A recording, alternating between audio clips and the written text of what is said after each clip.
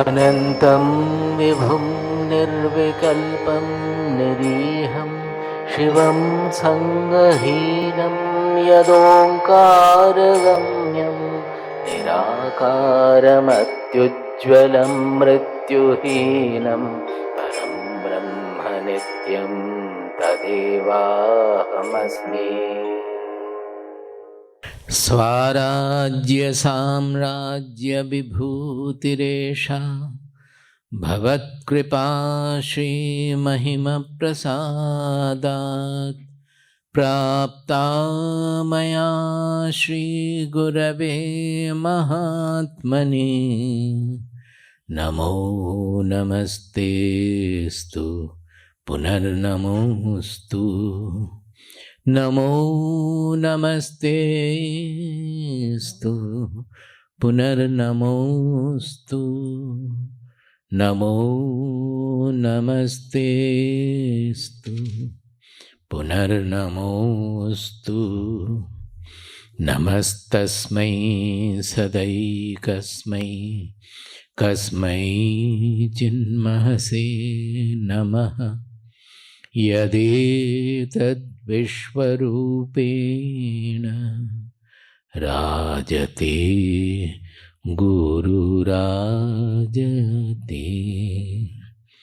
यदेतद्विश्वरूपेण राजते गुरुराजते।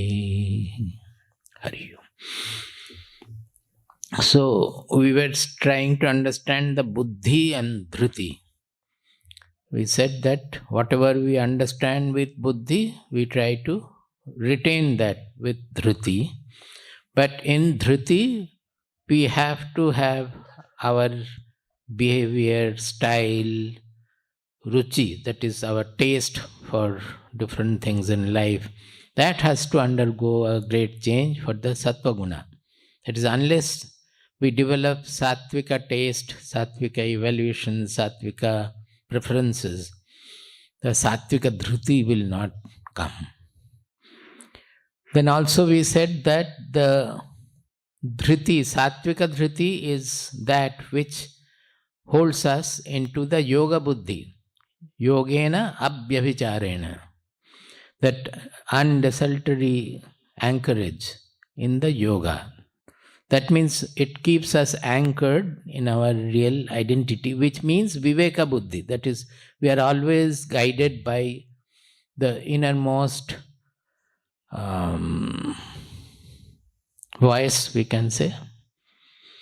Inmost voice, that is, when we recede to our within, that is, we come away from the preference and prejudices of our sense organs and mind also, then we get the proper suggestion from within. So the Sattvika dhruti holds us, anchors us to yoga.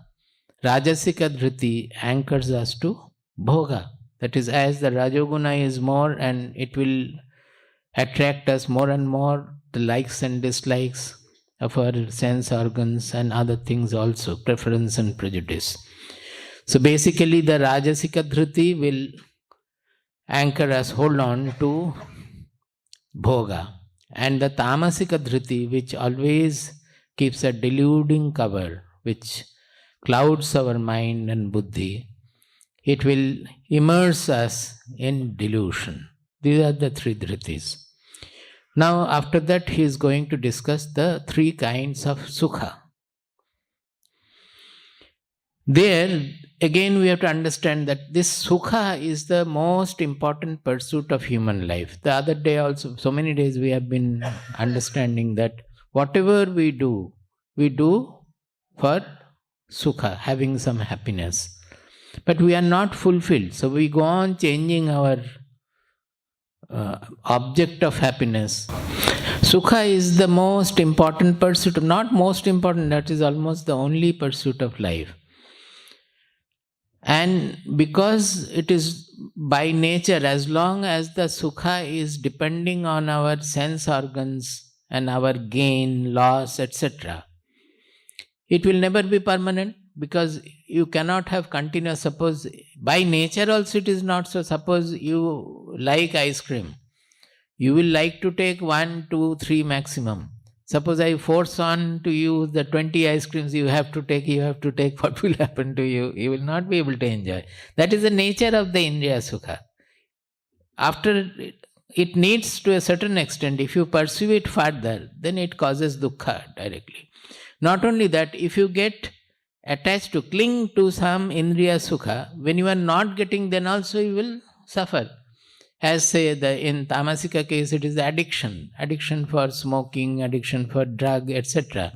If you don't get, it is a tremendous dukkha. They get mad almost. In the modern days, the drugs which are going on, if it is withdrawn, then the person will be unmanageable.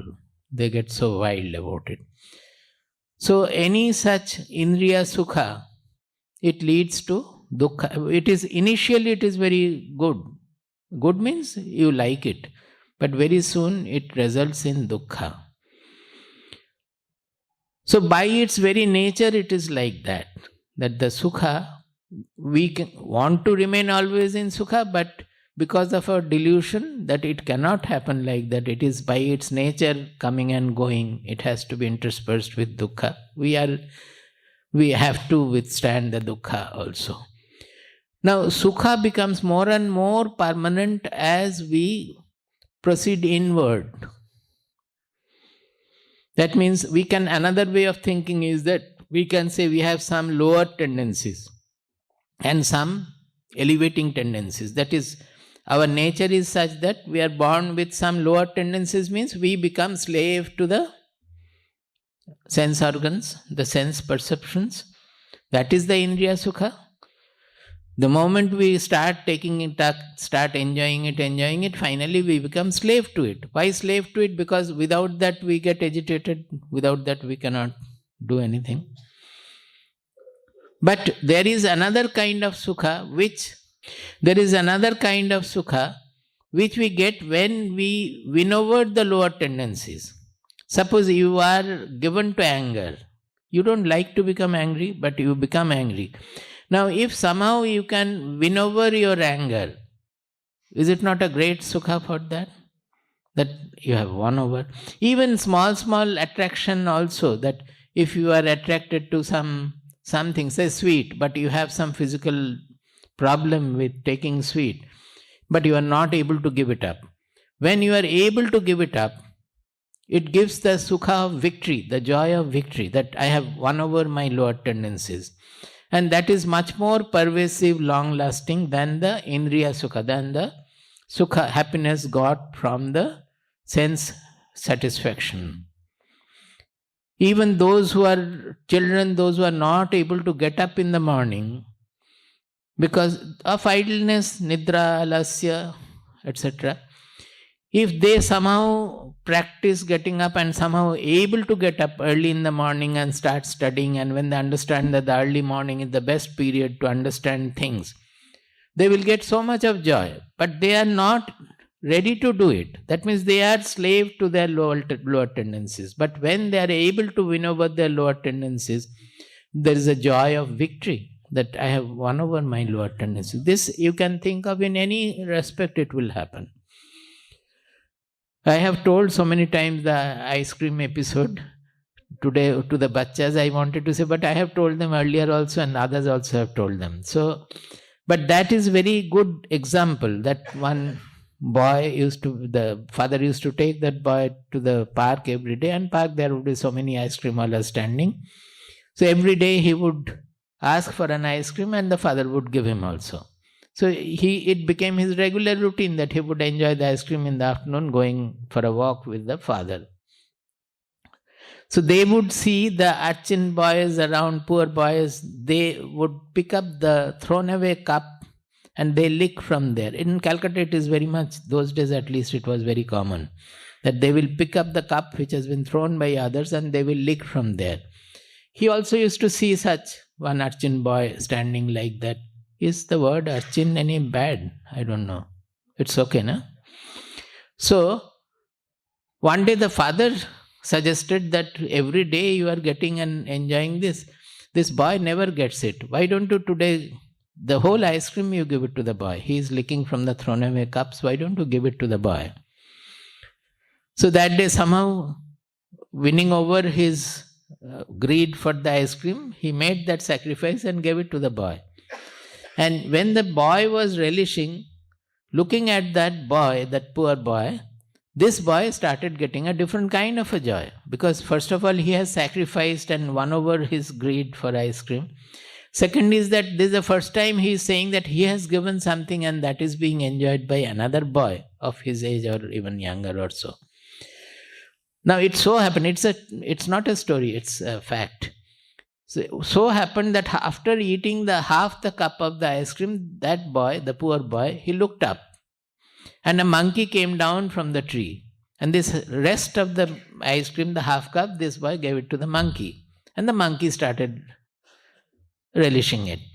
This boy got so overjoyed that even this one cup one day he got, who never gets.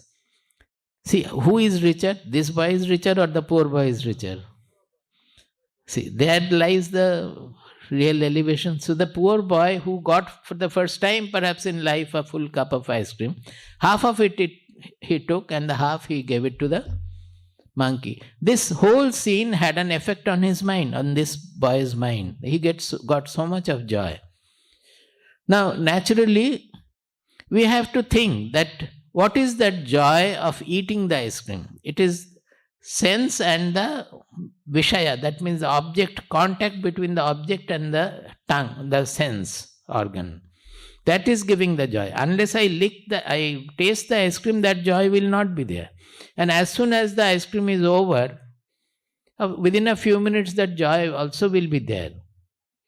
Just thinking of the taste, I don't think anybody gets much joy. Only he may think of again getting it. That is not joy, rather it is duhkha. So it is a temporary, very short-lived joy when the object and the senses, they are coming in touch with each other. But the joy this boy got out of sacrificing the ice cream and seeing the sharing between the boy and the monkey also, that joy is not generated from the senses. It is generated from the mind. Not only that, even when you are listening to the story, don't you get a lot of joy? So, this joy, whenever he would remember, he would get the joy of it also. It's a permanent kind of a joy. This is the difference between a rajasika joy and happiness and a sattvika happiness. Sattvika happiness is always anchored to our inmost soul. That means it is anchored to love, sharing, unaffectedness, self-seatedness, courage, etc. That is, when our buddhi is anchored to our inmost reality, all these qualities will come and the joy produced out of it will be like this. It will be a long-term, or we can say even permanent joy. And it will have a sublimating effect on us, an elevating effect on us. It will not make us slave to anything. It will make us master of the world. Do you understand this point? Generally, by the sense joy, we become slave to the world. In this joy, you will become master of the world. The more you win over your lower tendencies, your sense attractions, repulsions, etc. Even in repulsion also, suppose you don't like a person, and every day you have to, suppose in the ashram, two ashramites, one does not like the other. Or in an office also. You don't like the person and you are always, you see the person, you are suffering from the dislike. Is it not? Intolerance. There is a hatred, there is an intolerance. You are suffering from that.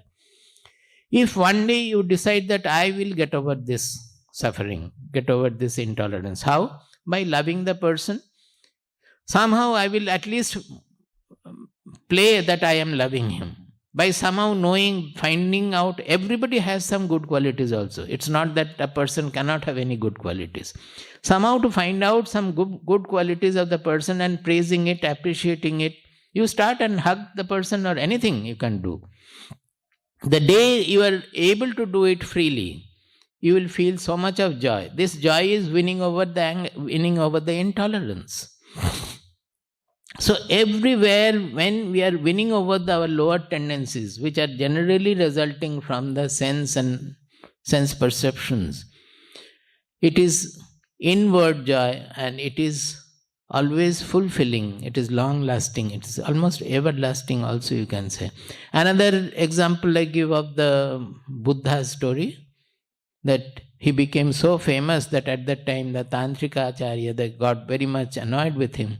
And one day that Tantrika came and he was abusing him. He was sitting under a tree, and the man came and started abusing him left and right. Nothing was true. He was just intolerant of Buddha. So he was speaking like that. Buddha kept quiet for quite long time. Then the man got all the more agitated that I am talking to you for such a long time. You don't consider me a human being. You have become so egoistic that you don't feel like replying any of my statements. Then Buddha came out with his statement that dadatu dadatu gali gali mantaha bhavanta. There is a shloka which is also assigned to Bhartrihari, but it is told in the Buddha story also. That you go on giving me abuses because you have the stock of abuses. In this world, whatever a person has, he can give only that. If a person is rich, he can give money. If a person has lot of abuses in his stock, he can give abuses. I don't have any abuse in my stock. How can I give you back any abuse? How can I return abuse you? That is why I am keeping quiet. That you are only giving me abuses. I cannot give you back anything. Samjha nahi samjha kya? So what is it working there? Normally, whenever somebody is speaking to you, even if it is not wrong, in the Buddha's case it was wrong, whatever he was speaking. Even if rightly somebody speaks you something bad, you flare up and give return abuses. It is not, is it not? हमेशा ही झगड़ा तो चल ही रहा है, घर में भी चल रहा है. कोई कुछ बोला तो बस और भी डबल बता दो. ये अगर नहीं बता पाया तो नेक्स्ट दिन वो इतना कष्ट होगा कि कल नहीं बता पाया. ठीक जवाब हमारे मुंह में नहीं आया. One day you are not able to give the reply, you will suffer so much that the right reply did not come to my tongue. Next day I will see that I am able to do that properly. So all these things go on in our mind. How is it that Buddha got so much of strength? Not to, that whenever we are return abusing, is it not that we have lost our self-centeredness? Whenever we are angry, that means we have lost our self-centeredness. That means we have become slave to the circumstances. Maybe it is true, maybe it is not true. In any of the cases, we should not lose the self-centeredness we have. That means we are slave to the circumstances. Now, how did Buddha keep quiet in that case? Because of his anchorage in the soul. That he doesn't bother about whatever. If there is some truth in the person saying, he will try to correct it. Suppose the person is saying rightly, some fault he is finding out. The jnani will try to correct it or see that have I hurt him that he is speaking like that. I should not hurt anybody. So that there also some correction is needed. Otherwise, if it has no truth in it, why should I worry about it? It is his business. He has abused. It is up after all. It's his business. I don't bother about it at all. So naturally, maximum what I can do, I may be concerned that why is he so agitated? Can I somehow calm him or give him some happiness by saying something? That will be the jnani's attitude. This is how we say that becoming master of the world. That means whatever the situation is, you are not slave to the circumstances. You have your own self-centeredness in every every situation. So this is what the Sattvika buddhi and Sattvika dhriti will do. So you see the causal relation, that Sattvika buddhi will result in Sattvika dhriti, provided the Sattvika buddhi makes you pursue the Sattvika, whatever sadhana is necessary for Sattvika dhriti. Normally it will, if you have developed Sattvika buddhi, then that will say that you take Sattvika ahara. Ahara means not only food, all kinds of inputs, so that you develop Sattvika dhriti. Now, Sattvika dhriti will automatically take you to Sattvika Sukha. The result will be Sattvika Sukha. So, we will read the shlokas and again come back to it. This is the summary of the discussion we are going to have. Open 36th verse. Sukham tvidanim tribidham. Sukham tvidanim trividham. Tu idanim because tvidanim. Sukham tvidanim trividham. Sukham tvidanim trividham. Shrinu me bharatarshabha. Shrinu me bharatarshabha. Abhyasat ramate yatra. Abhyasadramate yatra. Dukkhantam cha nigacchati. Dukkhantam cha nigacchati. Yattadagre vishamiva. Yattadagre vishamiva. Pariname amritopamam. Pariname amritopamam. Tat sukham sattvikam proktam. Tat sukham sattvikam proktam. Atma buddhi prasadajam. Atma buddhi prasadajam. See, the first line is Sukham tu idanim trividham shrinume bharatashava. 3 kinds of Sukha I am going to tell you. Now, the next 3 lines are all referring to the Sattvika Sukha. That is a little unusual. The second line of this sloka also goes under the Sattvika Sukha. Abhyasat ramate yatra dukkhantam cha nigacchati. That is, this Sattvika Sukha is such that by practice, by pursuing, it will not be our inborn quality. To win over the lower tendencies, you need some discipline, some practice. And when you have undergone the discipline, then you revel in that. This is true everywhere. Suppose you want to enjoy the music. You can listen to it, okay, but if you want to sing or if you want to play some instrument or so, without undergoing a very hard tapasya of austerity or practice or rehearsal, can you enjoy the music properly? It needs a long discipline. Just to produce the proper shruti, the correct shruti, it takes so much of effort and time. But when you have won over it, then you really revel in that, in singing, in that you get, actually it is the discipline, it is not a bondage. When you are pursuing the discipline, it is not a bondage. Pursuing the discipline, you are getting the freedom in the world of music. It's a greater freedom. As we often say that for the children also, suppose initially he would not like to study, even the letters he would not like to learn, because at that time their Sukha is in playing. At that age, the Sukha is in playing. So you have to force the child to sit and study. So it is a very hard discipline for him. It is almost like poison. But if he undergoes the discipline after a few years, when he is reading all the storybooks he likes, then what is it? Was the previously not studying was a greater freedom? Or now after studying, the freedom into the world of literature he got is a greater freedom? So this is how the Sattvika happiness works.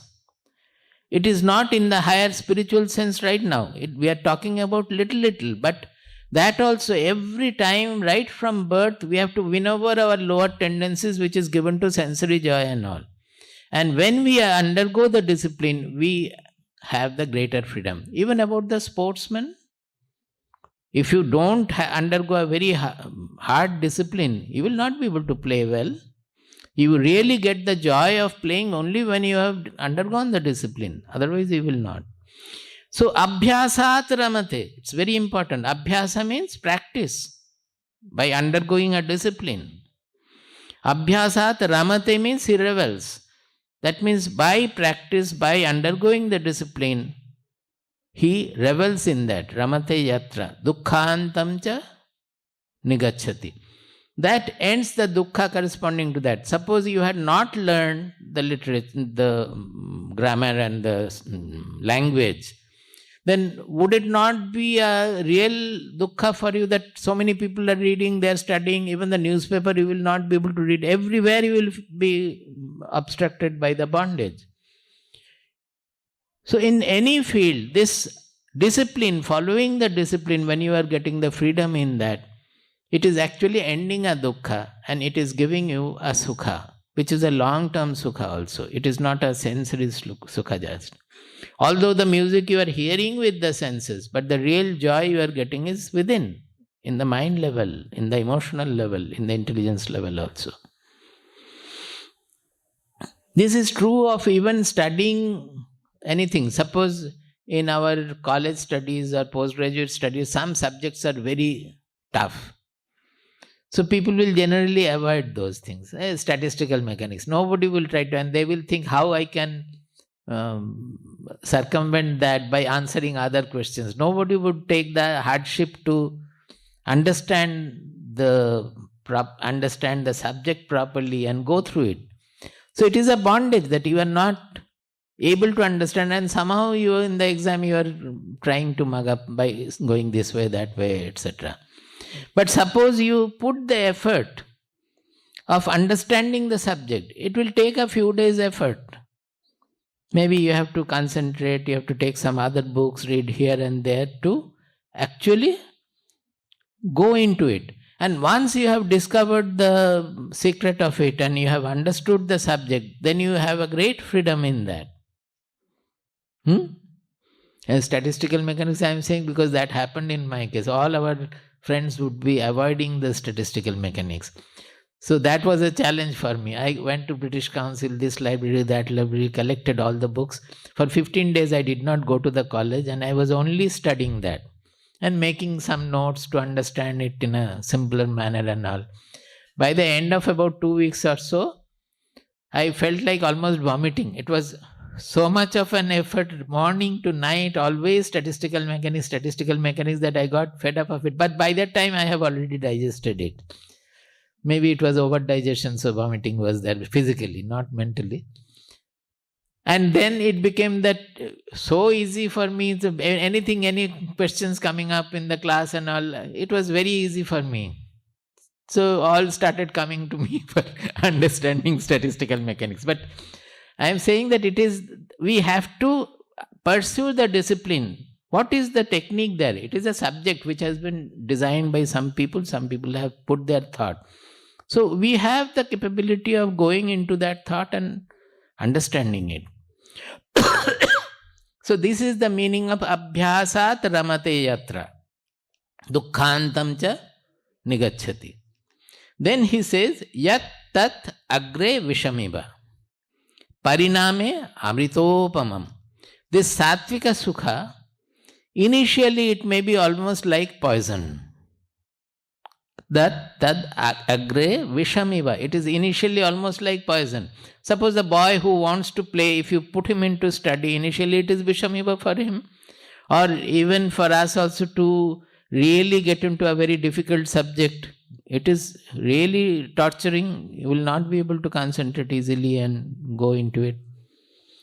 Any such discipline, initially pursuing the discipline is quite difficult. So it is agre vishamiva, but pariname amritopamam. At the end it is nectarine.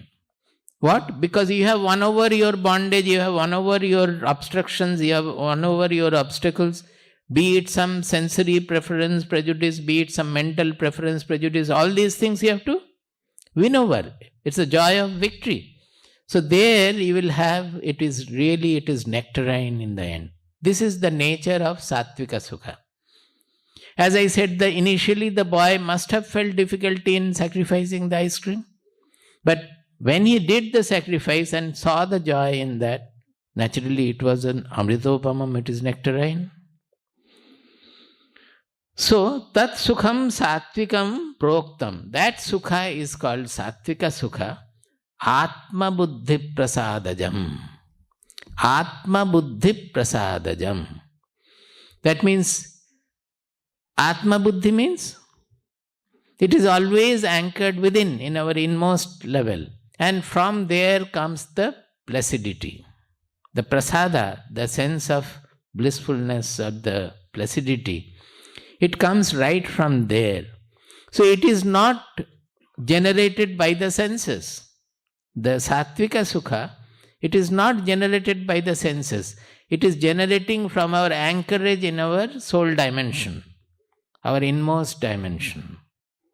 That is, you can, so many times we have said, what are the soul dimensions? If it is love, it is love, loving, universal love. It is unshakiness, stability, the sthita buddhi. It is untaintedness. That means not getting affected by anything at all, not getting touched by anything people are doing to you. So all these things are Atma buddhi. Atma buddhi. From there the prasada is generated, not from the senses. Then the second one, I will again come back here. Vishayendriya samyogat.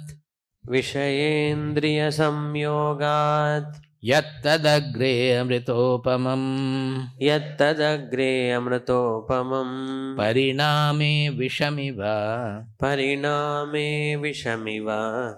Tat sukham rajasam smritam. Tat sukham rajasam smritam. He says clearly, Vishayendriya samyogat. When the Vishaya means the object and the perceiving sense, they come together. Samyoga means there is union of the two. Then, this is what the rajasa sukha. Rajasa sukha is generated from the sense organs. When the sense organ meets the corresponding object. That is, say, from food, directly the taste of the food, then seeing something, film or internet or anything, hearing something. Basically it is when the indriyas, the sense organs are coming in contact with the objects. So it is, he says that initially it is very nectarine, but at the end it is almost like poison, just like opposite of the Sattvika. Now you may say that why should it be poison? It is not poison. Poison it will become if you allow the slavery to increase. That is, the nature of indriya sukha, of the sensory happiness, is always making you slave to that kind of So if you indulge more and more and more, then ultimately it will spoil your everything. As Nachiketa says, that it depletes our indriyas and it will make me slave. So, if you can have a restriction on that, if you enjoy it is Vishayendriya samyogat, it is okay. But I don't become slave to that. That means you are applying again your Sattvika buddhi there. That I won't become slave to the objective world. I will be master of the world, I can enjoy. Then it is fine. It's not said that you should not enjoy good food, you should not enjoy luxury or staying in a proper manner, good fresh air, or everything is fine, provided you do not become slave to it. It is the slavery which makes the same enjoyment a vishamiva. Because when you are not able to enjoy, you are not able to. Is it not true everywhere? About food, about everything, all the enjoyments we have. Next one. Yadagre chanubandhe cha. Yadagre chanubandhe cha. Sukham mohanam Sukham mohanam Nidralasya pramadotham. Nidralasya pramadotham. Tattamasamudahritam. Tattamasamudahritam. He said the sukha, which is this uttam. Uttam means from which it is generated, coming out of what? Yadagre cha anubandhe cha. Agre means in the beginning and anubandhe means in the end. That which is starting with as well as ending with. Ending with what? Mohanam atmanaha. Which deludes us, which puts a cover on our buddhi, on our sense of where lies the real joy, everything. The tamasa, the quality tamasika guna is always putting a cover on our real sense. That means if you have the viveka buddhi or the sharp analyzing power or to understand which is going to be beneficial for me in the long term, that buddhi will not work. The tamasika tendencies will cover up that buddhi. So the buddhi will not function. That is why people commit mistakes after mistake and later on say that I did not think at that time. That means they are deluded. The tamoguna that covers their discrimination. And they do it. But that is what they suppose. What is it appearing from? Where is its origin? Nidralasya pramada. In defining the guna yesterday I have said that tamoguna has got nidra, alasya, pramada. Nidra is, alasya is physical. Nidra is all, intelligence, mind, body, everything is sleeping, inertia is there in everything. And pramada is the inertia of the intelligence, inattention. Pramada means inattention. Suppose when doing something, why are we inattentive? For the children, today one boy was asking that he is becoming nervous and he is not able to read anything. What is happening there? While reading, I am not able to be attentive to what I am studying. Why? Because the mind is taken away by some desire or fear or anxiety. What is that?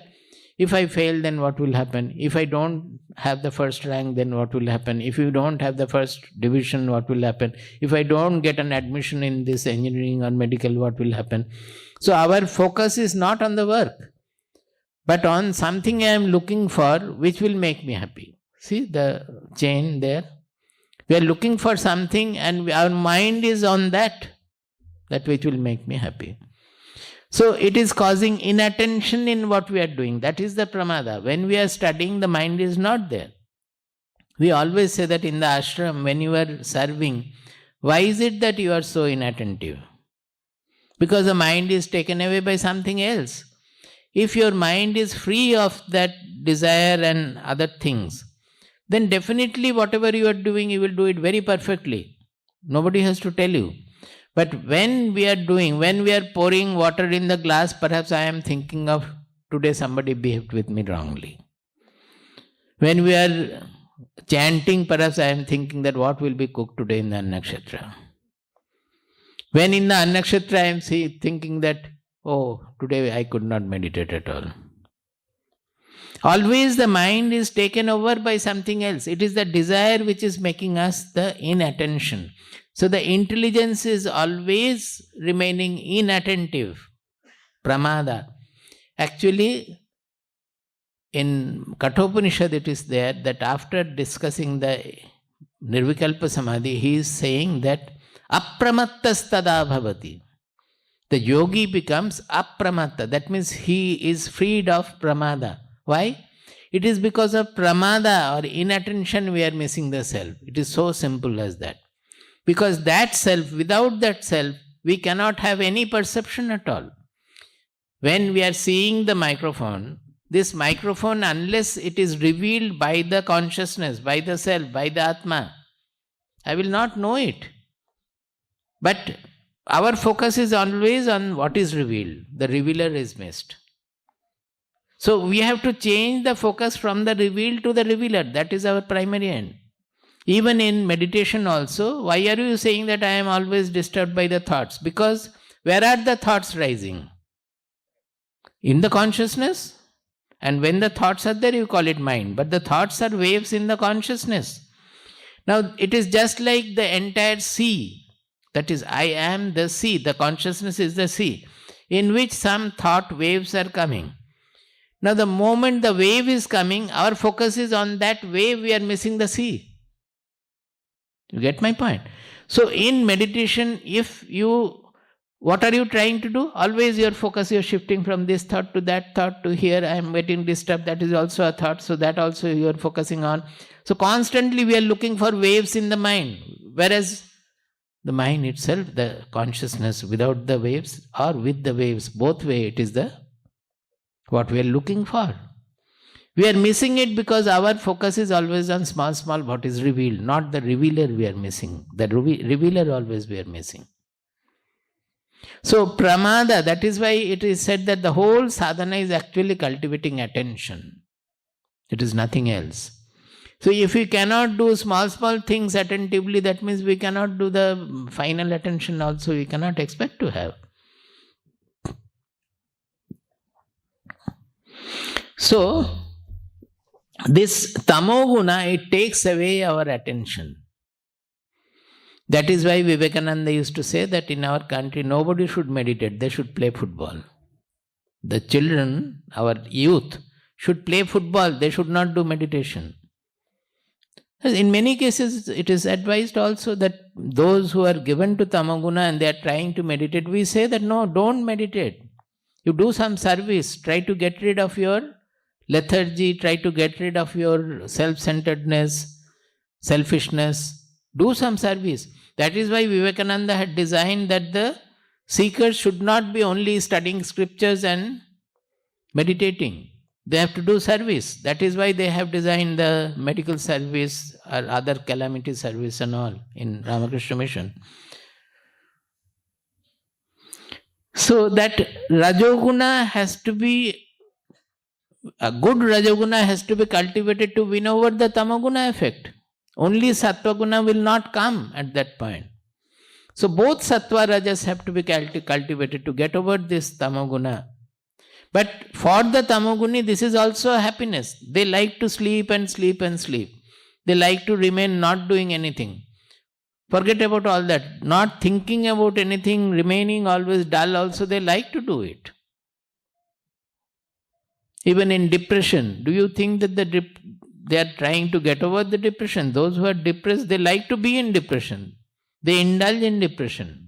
One day if they decide that no, I will be out of this depression, they can easily do it. But it is the tamoguna which is causing all that.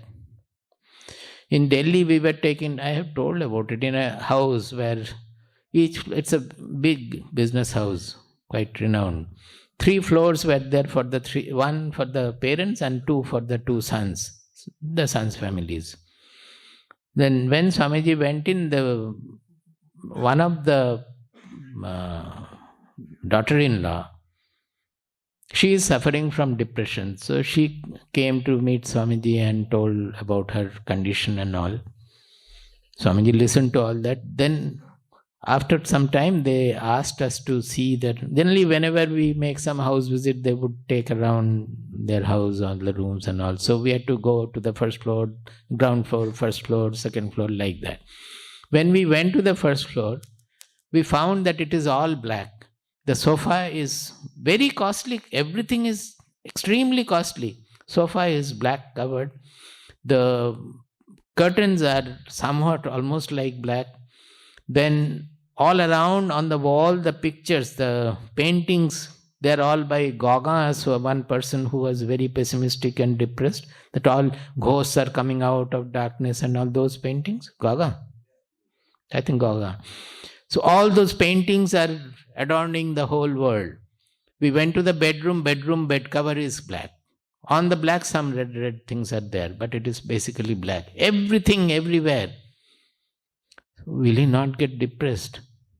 See, she has created her house to remain in Tamoguna. Let her change everything. That was suggested also. But they would not listen. They would remain like that. If they change, what they have to do? Somehow forcefully change everything around. Make everything white or light colored and bright and cheerful around. She will not be able to think of the cheerful. Let her take some interior decorator's help and tell that I am suffering from depression, please make my room cheerful. They will design it. They will not do that also. And then somehow take Sattvika food. Not the all rotten and basi and all those things. Even rich people take, they keep it in the fridge for 1 month and take that. So we have to change our habits to become sattvic. We have to take to sattvika ahara, sattvika habits. So he is saying pramada alasya nidralasya pramadotham. This sukha is generated from nidra, means sleep, alasya, idleness, and pramada, inattention. They will not be attentive about anything at all. Always lying or sitting and reading newspaper and talking about either politics which he has nothing to do about it, or about depressing things that the whole world is getting polluted. See, everywhere there is a story of theft or dacoity or rape and whatnot. The world is becoming corrupt. Are you become alright. Why are you worrying so much about the world? They will always, as if the whole world's burden is put on their head. They have to correct the world, set right the world. It's a typical example of tamasika character.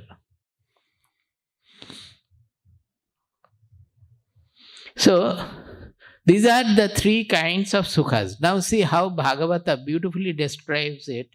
The 11th skandha, the other day also I have given you some example, some reference. 11th skandha, 25th chapter, 29th verse in Srimad Bhagavatam. 11th skandha, 25th chapter, 29th shloka. He says, in Bhagavatam, always these three will be said, that Sattvika, Rajasika, Tamasika, and the fourth will be Gunatita. Bhagavatam, the shlokas are addition to that. Here in 14th chapter also it is done, but in a little suppressed manner. You go to the 14th chapter, after they have... 14th chapter, 19th verse you see. 14th chapter, 26th verse. Mamcha yo vyabhicharena. Say. Mam chayo vyabhicharena Bhakti yogena sevate. bhakti yogena sevate Sagunan samatityaitan. sagunan samatityaitan Brahma bhuyaya kalpate. brahma bhuyaya kalpate. See, this is the end of 14th chapter. So after discussing all the gunas effect, how they bind, how to get rid of it, then what is the gunatita lakshana? A person who has transcended the bondage of the... Gunatita means, it doesn't mean that he is in his being the three gunas will not play. Without the three gunas being present, there cannot be any existence at all.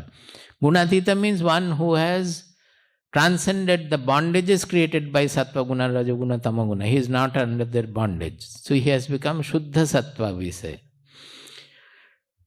So after discussing all this, then he is saying that after the three guna discussion, etc., mamcha, before that he has discussed, he has completed the gunatita lakshanas, just like devotees lakshanas in 12th chapter, jnana lakshanas in 13th chapter. All the gunas are more or less same. Here he has discussed the gunatita lakshana up to the 25th verse. Saying that, he says, mamcha yaha abhyavicharena bhakti yogena sevate. One who has sevate, bhakti yogena sevate means who practices the bhakti yoga in what manner? Abhyavicharena, one-pointed bhakti. Vyabhichara means desultory. That means sometimes I am devoted, sometimes I am not, sometimes I am practicing devotion, sometimes I am saying that may God stay a little away, let me do this. That we often say, na? Oh, कोई devotee जब लड़की को शादी करवाना है, oh don't ask Swamiji, he will cancel the alliance. Oh, उनको क्या पता है, वो तो सन्यासी है, वो शादी हम करवा देते हैं. And then after, when the divorce is about to come, they will come and cry that Swamiji, kya hoga, kuch to kar dijiye. That all these things happen. That means certain things they are trying to keep away from God. That is the vyabhichara. Abhyabhichara bhakti is that I have taken complete refuge in whatever I am doing. Say God, I have taken complete refuge in God. Refuge means ashraya in Hindi, Sanskrit ashraya bodha. Refuge in English. When I have taken complete refuge in God or Guru or whatever, how will you know that you have taken complete refuge? Tell me. Huh? There cannot be any complaint further. You cannot complain about anything, even if you don't get the food. No food is there for a few days. You cannot complain because you have taken complete refuge in God. Whatever God does, if I get killed, I will get killed. If I have to die, I will die. That is the abhyavicharena bhakti yogena. When Rama kept the bow and there was a frog below, Lakshmana pointed out that, oh brother, what have you done? The frog is dying. Your bow is puncturing the frog below. Rama said that, what a fool. Should you not cry? He is telling the frog that when I am pushing it down, when you are getting pain, should you not cry? So that I am not piercing you.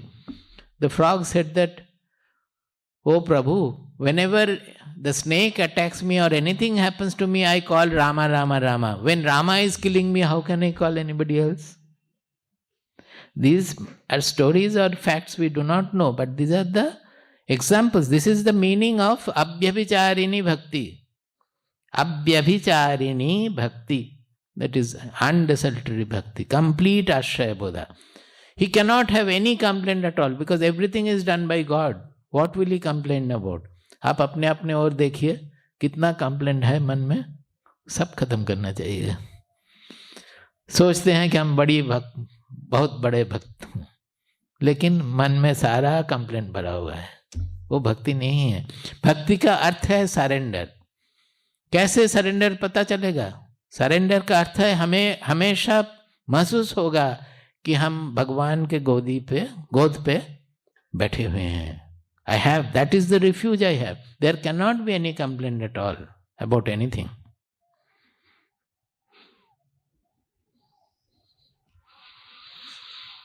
So, Mam chajo abhyavicharena bhakti yogena sevate sa gunan samatityaitan samyak atitya. He transcends all the gunas. That means bondage is created by the gunas. Brahma bhuyaya kalpate. He becomes Brahman. He attains Brahman. By what? Just by surrender. In Bhagavatam, you will find everywhere they are giving the Sattvika is this, Rajasika is this, Tamasika is this, and this is the Gunatita, or this is the Nirguna, like that. And there, that Nirguna is always who is devoted to me, who surrenders to me, like that. You read that 25th chapter of Bhagavatam, it is very good. 11th Skanda, 25th chapter. Beautifully they have discussed all the points.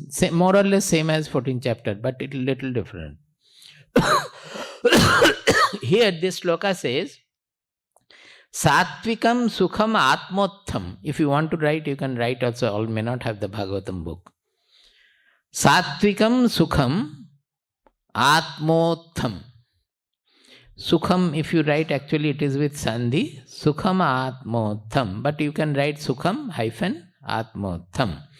That means whatever is a Sattvika Sukha, it is arising from the Atma, from our innermost self. That means it is, the generation is from within, not from the outer senses, bodily outer things. Atmotham means it is generated from the inmost depth, where our real identity is not generated by any of the outer sense organs or anything like that. Even from the mana, apamana of the mind, they are also outer sheath. It is from the inmost universal identity. Sattvikam sukham atmotham vishayotham tu rajasam. Vishayotham, that means arising from the Vishaya, means from the objects, from the sensory objects. Vishayotham tu rajasam. That means Rajasa Sukha is Vishayotham, it is generating from the objects. In Bhagavad Gita they said between the contact of the senses and objects, it's the same thing. Tamasam Moha dainyotham. Tamasam. Moha dainyotham. It is one word. Moha dainyotham. Tha. Dainyotham. Tamilians and Malayalis will write dainotham. No. Dainotham. Tha. Double tha. Moha and dainya. That is a little different shade of tamasam, that is tamasam sukham. Where from it is arising? Moha dainyotham. It is from moha. That is Bhagavad Gita also said. It is from the delusion. Delusional clinging. And dainya. Dainya means poverty. But actually here dainya means self-pity. That is, from poverty it will not arise. If just somebody is poor, it doesn't mean that he is tamasa. It doesn't arise from poverty. It arises from poverty imposed on us. That is the self-pity we said. Deenata is actually self-pity. In Sanskrit also, deenata means I behave like, oh, हमसे कुछ नहीं होगा, क्या हो गया, ये हो गया, हम कभी नहीं हो. The moment a tamasika disciple you correct something, he will start thinking that, oh, I am of no use. Then the correction will never come. Suppose by praising a disciple, the disciple feels that, oh, I am great, Swamiji has praised me. I am very great disciple. Then also you will lose that guna, whatever has been praised. When the Guru praises, the meaning is that you should further enhance that quality. If your Guru has praised your attention or your some quality, it means that is a quality to be further cultivated and enhanced. Not to become egoistic that, oh, I am great. Similarly, when he has found out or he has pointed out some defect in you, then it is only the meaning is to remove that disqualification or the defect. If you feel that, oh, I am so bad, I am of no use, means he will never be able to correct that. You will remain in that. So, depression and elation both are bad. That both will not be able to progress in your sadhana.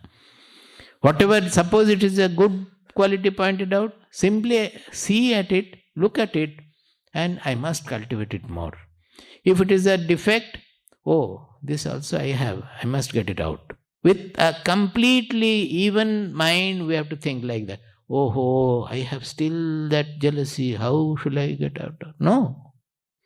I still have jealousy, let it go out. I don't want it. So, this is the tamasika characteristic. Dainotham, that self-pity, depression, these are the tamasika qualities. Tamasam moha dainotham nirgunam madapashrayam. Nirgunam madapashrayam. Mad apashrayam means one who has taken complete refuge in me, ashraya in me. One who has taken complete refuge in me. What will be his sukha? It is nirgunam. It is neither sattvika nor rajasika nor tamasika also. That's a nirguna sukha, gunatita sukha there. So in this Bhagavata chapter you will find everywhere they are saying what is the fourth one is the nirgunam or gunatitam.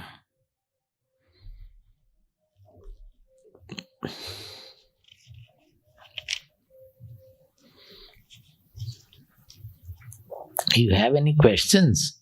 Otherwise, I'll go over to the next.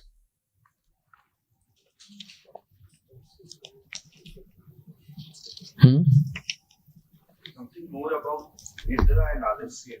Is it physical or what? Alasya is bodily, physical.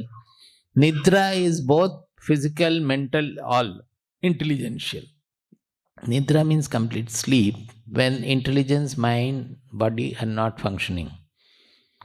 So remaining absolutely idle. Alasya means physically idle. You can say mental idleness also to some extent. And pramada is basically mind and intelligence together. Inattention is just not the intelligence, mind also. Because the mind is haunted by other desire, we are becoming inattentive about what we are doing. Is it okay? Single words for each Huh? Next repeat each word, single words for each sukha. Just now I said this gives all the you separate it into 4. That Sattvika Sukha is Atmotham.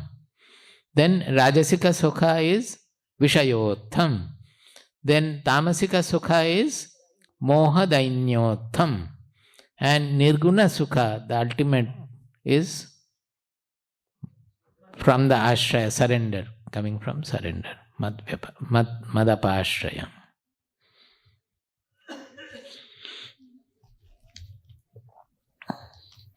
See, that initially the sadhana is to get over the tamasika, rajasika, sukha, which will always make us slave to the world, slave to the circumstances, by replacing them with the sattvika sukha, which is always inward. From inside it is generated long term and it will not make us generally slave.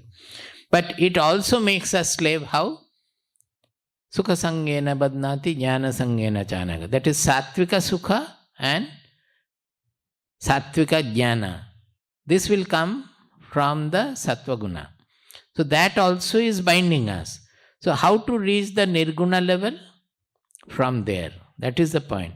The ultimate is that nirguna sukha. That is the ultimate happiness. There we don't call it happiness at all. That is the truth. It is called ananda. Ananda word is not used in Bhagavad Gita. They have used sukha. But in our Upanishads and everywhere it is ananda. Then whether it is a duhkha situation, it is a bereavement, or whether it is a situation of prosperity or anything, it is all in ananda. Even the creation is taking place from ananda, the destruction also is in ananda. So actually in the nirguna level we pass over from the sattvika sukha to ananda. Anandat khalvimani bhutani jayante anandena jatani jivanti anandam pravishanti avisam vishanti. Taittiriya Upanishad. Anandat hi eva, anandat dhi eva. Khalu imani, khalvimani, bhutani jayante. The whole creation is born of ananda. Anandena jatani jivanti.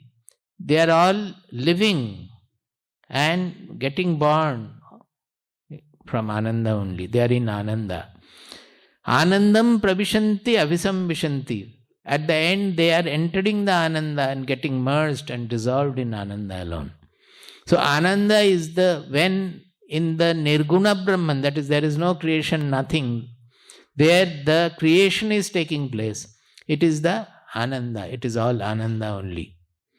So when we go to that level, anything in creation, destruction, as well as the good as well as bad, everything will give that ananda, because the whole universe is sustained by ananda.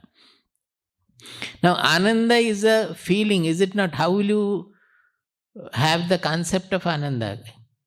Is it not a feeling? Ananda has to be felt. That is why we use various terms. Atyantika sukham or bliss we use in English. It is not just ecstasy. It is a feeling of a joy of freedom from all the bondages of the creation of the world, everything. So it is there in destruction also. That is why Nataraja is dancing in Ananda. When the world is destroyed, Shiva is still dancing. Shiva represents our Atma. Shiva word means also Atma. When the Shiva goes, it becomes Shava, the body, dead body. So why Shiva is dancing in the destruction? That is the state of the Atma. So anybody who crosses all the bondages of the 3 gunas, he becomes Shiva. So he is equally delighted in destruction also. So death is as important as birth. He will not run away from death or be intolerant about death. Meaningful hai kya kuch iska?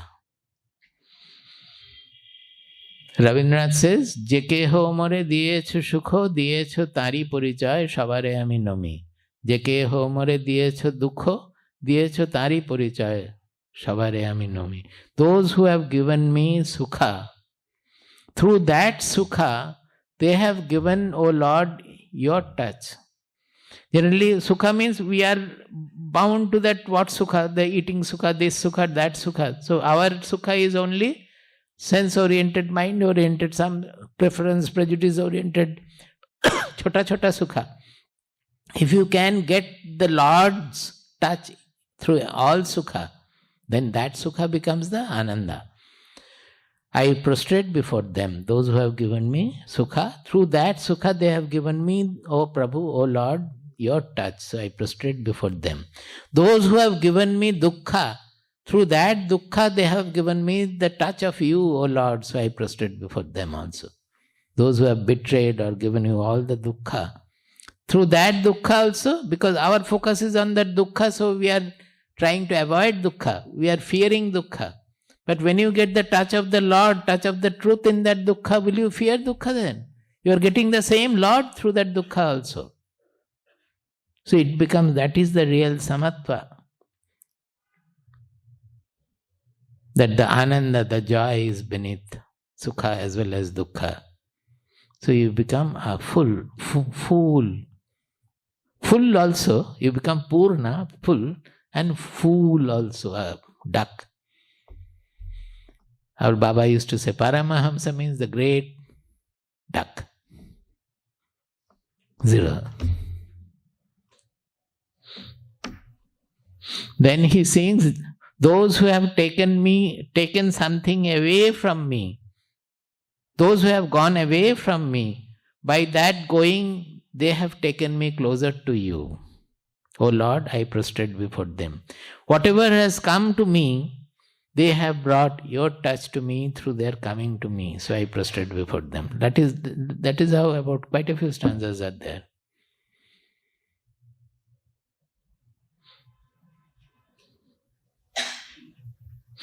যে কেহ মোরে বেশেছে ভালো জেলেছে ঘরে তোমারই আলো. Those who have loved me, it is not a small selfish love. Those who have loved me, by their love they have lit a lamp in your shrine. জেলেছে ঘরে তোমারই আলো. In my room they have lit a lamp, your lamp, by their love. সবারে আমি নই. I have forgotten.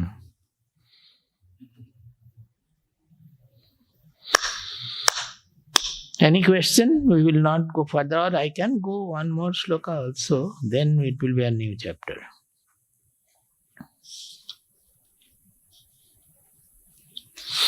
After these divisions, I think here it ends.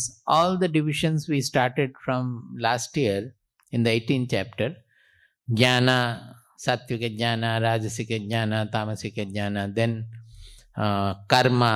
What is Sattvika Karma? Rajasika Karma, Tamasika Karma. Then Karta, who is a Sattvika doer, Rajasika doer, Tamasika doer. It will be good if you collect all the Sattvika. Say, who is the Sattvika Karma? What is the Sattvika Karma? Who is the Sattvika Karta? Like that, all have been defined in 18th chapter. The guna, 3 gunas they have defined in the 14th chapter. And 18 they have defined all.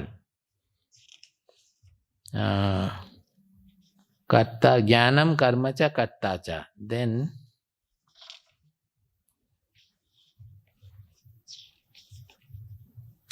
we have come to the jnanam, karta, karma. Then we have come to this year's, that is buddhi, dhriti and sukha. These are the divisions.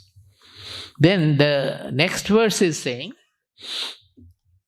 न तदस्ति पृथिव्यां वा न तदस्ति पृथिव्यां वा दिवि देवेषु वा पुनः दिवि देवेषु वा पुनः सत्त्वं प्रकृतिजैर्मुक्तं सत्त्वं प्रकृतिजैर्मुक्तं यदेभिः स्यात् त्रिभिर्गुणैः यदेभिः स्यात् त्रिभिर्गुणैः न तदस्ति पृथिव्यां वा दिवि देवेषु वा पुनः. In this earth, on this earth, Prithvi mein, Divi Deveshu, even in the heaven or the other worlds also, Nowhere in creation. That means other worlds are also creation. Nowhere in creation, na tadasti. There is nothing which is not a combination of the three gunas. Sattvam. Here sattvam is not sattva guna. Don't make a mistake. Sattvam means anything that exists is called sattva. This is not the sattva guna. Existence is sattva. Anything, any entity. Thing or entity becomes material. It is need not be. Even thought also. It is made of the three gunas. Sattvam prakritijair muktam. Yadevhi syat tribhir gunaihi. The prakriti is made of, the nature is made of these three gunas. These are the three modes which constitute nature. So there cannot be any creation, anything in nature which is not constituted of these three gunas. Why he is saying? Because in Gunatraya Vibhaga Yoga or understanding this, we may think that becoming knower is, he will not be made of the gunas. So he is correcting that don't think that the creation, any creation can be there without all the three gunas being there. But what will be there is that he can get over the bondage created by the each guna. This has to be understood very well. Even scientifically also this is not possible. Why? Because this tamoguna represents inertia. Rajoguna represents energy, motion. And Sattvaguna represents revelation. Consciousness is revealing power, revelation. Now if suppose anything in the world is there, no creation is possible without the energy.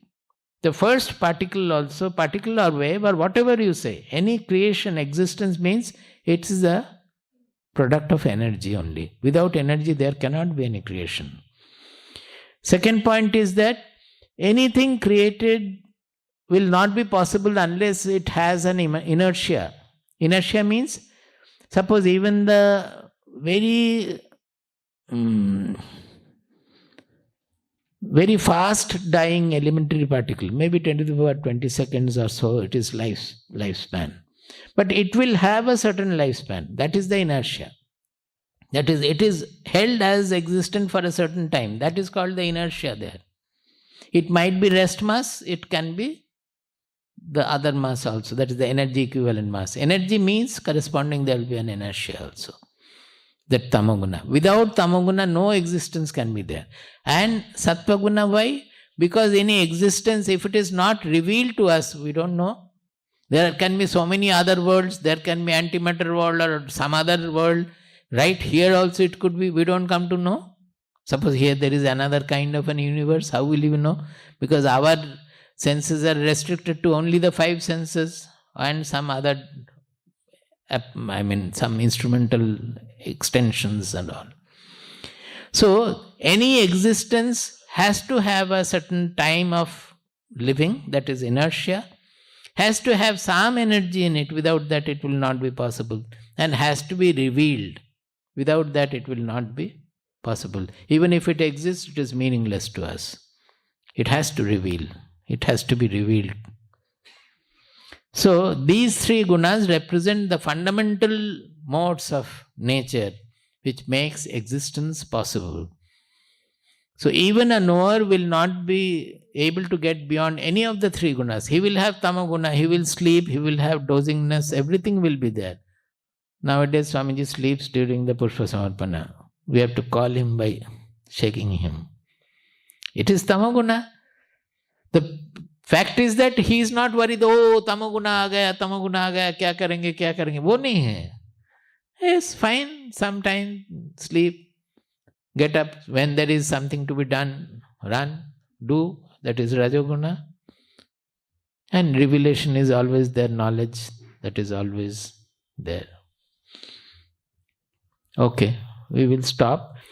Prabuddham vimuktam vikaradihinam prasannam sada nitya bodhasvarupam param nishchalam nirgunam sarvarupam bhajeham sadanas Pranami प्रबुद्धं विमुक्तं विकारादिहीनं प्रसन्नं सदा नित्यबोधस्वरूपं परं निश्चलं निर्गुणं सर्वरूपं भजेऽहं सदानुस्मरामि प्रणौमि।